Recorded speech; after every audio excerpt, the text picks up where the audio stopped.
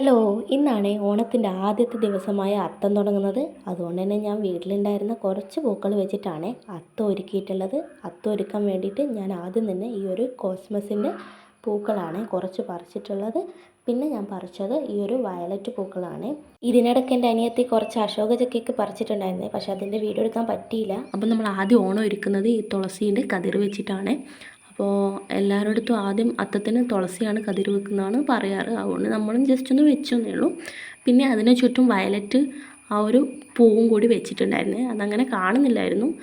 അതിന് ചുറ്റും നമ്മൾ അശോക ചക്കിയൊന്ന് വെച്ചിട്ട് ഇങ്ങനെ റൗണ്ടായി കൊടുക്കുന്നുണ്ട്. നമ്മുടെ അത്തത്തിൻ്റെ കളം കുറവാണ്. പിന്നെ അതിന് ചുറ്റും ഒരു മഞ്ഞപ്പൂവുണ്ടായിരുന്നു. നമ്മുടെ വീട്ടിൽ തന്നെ ഉണ്ടായിരുന്നതാണ്. പക്ഷെ അത് അത്രയ്ക്കില്ലായിരുന്നു, കുറച്ചേ ഉണ്ടായിരുന്നുള്ളൂ. അതുകൊണ്ട് നമ്മൾ അഡ്ജസ്റ്റ് ചെയ്തിട്ടാണ് ആ ഒരു പൂവും വെച്ച് കൊടുക്കുന്നത്. പിന്നെ അതിന് ചുറ്റും നമ്മൾ ആദ്യം പറിച്ച ആ കോസ്മസ് പൂവുണ്ടല്ലോ, അത് വെച്ച് കൊടുക്കുന്നുണ്ടായിരുന്നു. ഈ ഒരു ചെടിയാണെങ്കിൽ മഴക്ക് മുമ്പ് ഒത്തിരി പൂക്കളുണ്ടായിരുന്നതാണ്. പക്ഷെ മഴ പെയ്തപ്പോൾ ഒത്തിരി കൊഴിഞ്ഞു പോയി. പിന്നെ അധികം അങ്ങനെ ഉണ്ടായിട്ടില്ല. പിന്നെ ഉള്ളത് വെച്ച് നമ്മളങ്ങനെ അഡ്ജസ്റ്റ് ചെയ്തു. അപ്പോൾ ഓണത്തിന് 10 കളന്നൊക്കെ ആയിരുന്നു ഒരുക്കേണ്ടത്. പക്ഷെ നമ്മളടുത്ത് ഇപ്പോൾ ഇത്രയേ ഉള്ളൂ, പൂക്കളല്ലേ ഉള്ളൂ. അതുകൊണ്ട് നമ്മളടുത്തുള്ള പൂക്കൾ വെച്ച് നമ്മളൊന്ന് അഡ്ജസ്റ്റ് ചെയ്തിട്ട് ഇപ്രാവശ്യത്തെ അത്തൊരുക്കി.